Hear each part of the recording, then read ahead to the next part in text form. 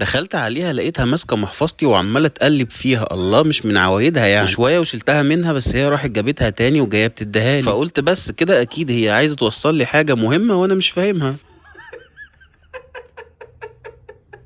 زهقت مني بقى في الآخر، راحت جابت لي بتاعتين في إيديها كده وجت اديتهم لي. ايه ده؟ حطها هنا. احط دي هنا.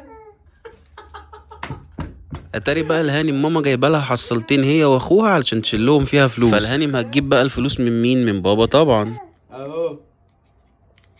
تسكت بقى على كده؟ لا طبعا، دي فضلت اكتر من نص ساعة رايحة جاية على المحفظة تفضيها لي تحطها في قلب الحصالة، وبعد ما حصلتها كمان اتملت لا دي تكمل في حصالة اخوها.